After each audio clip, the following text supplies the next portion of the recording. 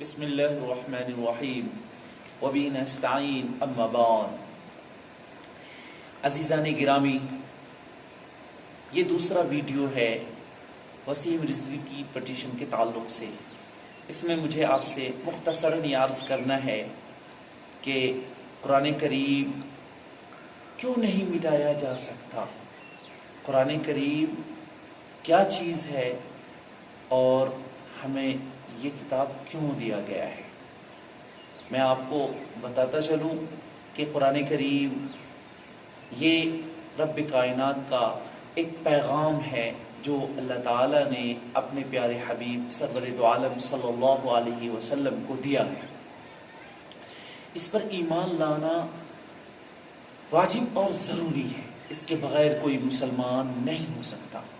اللہ تعالیٰ نے قرآن کریم میں فرمایا ذالک الکتاب لا ریب فیہ، کہ اس کتاب میں شک کی گنجائش نہیں ہے۔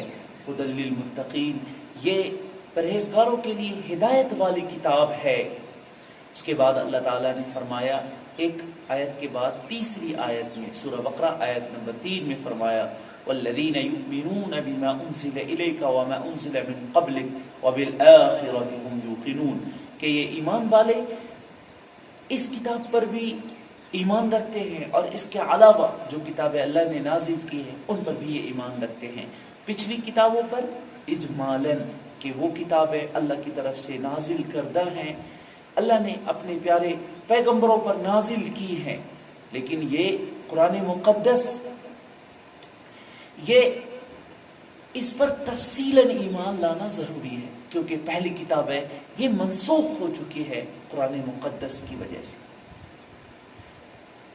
قرآن کریم کی حفاظت کی ذمہ داری اللہ تعالیٰ نے لیا ہے۔ جب قرآن کریم کا نزول ہو رہا تھا اس وقت بھی مشرکین نے، کفار نے انکار کیا تھا اور اسے رسول اللہ صلی اللہ علیہ وسلم کا بنایا ہوا گھڑا ہوا کلام کہا تھا۔ اللہ تعالیٰ نے اس قرآن کریم کی حقانیت بیان کرتے ہوئے اور اس کے اپنی کتاب ہونے کو بیان کرتے ہوئے فرمایا کہ یہ ایسی کتاب ہے جس میں شک و شبہ کی گنجائش نہیں ہے، اور اس کے بعد فرمایا فَأْتُوا بِعَشْرِ سُوَرٍ مِثْلِهِ، کہ اس کتاب جیسی 10 سورت لے آؤ۔ پھر اس کے بعد اللہ نے مزید اور چیلنج کرتے ہوئے کہا اچھا ایک سورت لے آؤ۔ پھر تیسری آیت میں فرمایا کہ اگر ایک سورت بھی نہیں لا سکتے تو کم از کم ایک ہی آیت لے آؤ، لیکن وہ ایک آیت بھی نہیں لا سکے۔ تو اللہ تعالیٰ نے جنات و انسان تمام کو چیلنج کرتے ہوئے فرمایا کہ قُلْ لَئِنِ اجْتَمَعَتِ الْإِنسُ وَالْجِنُّ عَلَىٰ أَن يَأْتُوا بِمِثْلِ هَٰذَا الْقُرْآنِ لَا يَأْتُونَ بِمِثْلِهِ وَلَوْ كَانَ بَعْضُهُمْ لِبَعْضٍ ظَهِيرًا، کہ جنات و انسان تمام جمع ہو جائیں اس قرآن جیسی کتاب لانے پر تو وہ بالکل بھی نہیں لا سکتے، ہرگز نہیں لا سکتے، قطعا نہیں لا سکتے، گو کہ وہ سارے ایک دوسرے کے مددگار بن جائیں۔ میں اس کے بعد بتاؤں کہ اس قرآن مقدس کا توڑ پیش کرنا، بدل پیش کرنا، اس جیسی کتاب لانا کیوں ممکن نہیں ہے؟ اس لیے ممکن نہیں ہے کہ یہ فصاحت و بلاغت کے بالکل اعلیٰ معیار پر ہے۔ فصاحت و بلاغت ہوتی کیا چیز ہے؟ اگر آپ اسے سمجھنا چاہیں تو ایک اردو شاعر کے چھوٹے سے شعر میں آپ سمجھ سکتے ہیں، سمجھ میں صاف جو آئے فصاحت اس کو کہتے ہیں، اتر جو دل میں آئے بلاغت اس کو کہتے ہیں۔ یعنی یہ ایسا کلام ہے کہ انسان کے دل میں جا بستا ہے اور اپنی حقانیت کا لوہا اور اپنے رب کائنات کی طرف سے ہونے کا، اپنے رب کائنات کی طرف سے ایک یقینی کتاب ہونے کا دل میں جا کر کے یقین دلا دیتا ہے۔ آپ نے سنا ہوگا ہزاروں واقعات، ان واقعات میں قرآن پڑھنے والا شخص مجبور ہو کر کے کہنے پر یہ آ جاتا ہے ھذا کلام ربی، یہ میرے رب کا کلام ہے، یہ میرے رب کا کلام ہے۔ حضرت عمر کا واقعہ ہے، حضرت طفیل ابن عمرو دوسی رضی اللہ تعالی عنہ کا واقعہ ہے، اور آج ہزاروں ایمان لانے والے نو مسلم جن کی حالات کو آپ پڑھیں گے، جن کے حالات کو آپ اگر سوشل میڈیا پہ سنیں گے، آپ کو یہی ملے گا کہ انہوں نے اپنی شدت کی وجہ سے، نفرت کی وجہ سے، نگیٹیویٹی کی وجہ سے، قرآن کریم میں خامیاں ڈھونڈنے کے ارادے سے قرآن کو پڑھنا شروع کیا اور آخر میں ہدایت کی دولت سے سرفراز ہو گئے۔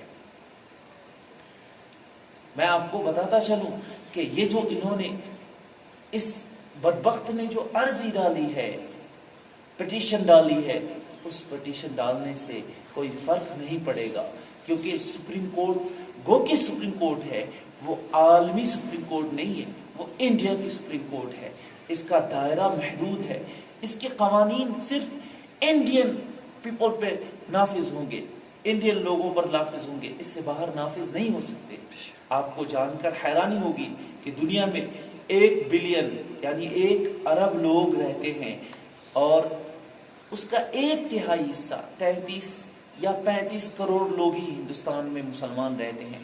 اس کے علاوہ باقی پوری دنیا میں جو 2/3 مسلمان ہیں، ان کے پاس یہ قرآن محفوظ ہے، اور وہاں یہ قرآن پڑھتا ہے اور پڑھتا رہے گا، چاہے انڈین کورٹ جتنی بھی پابندی لگا دے۔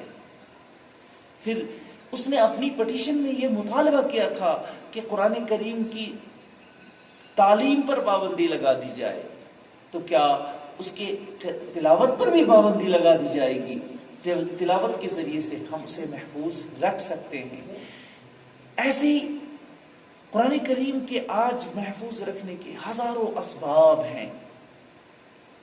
حافظ قرآن کا سینہ قرآن کا سب سے محفوظ جگہ ہے، وہاں سے مٹانے کی آج تک کوئی ٹیکنالوجی نہیں آئی ہے۔ ایسی کوئی ٹیکنالوجی نہیں آئی ہے کہ کسی انسان کی میموری کو ڈیلیٹ کر دیا جائے، وہاں سے مٹا دیا جائے۔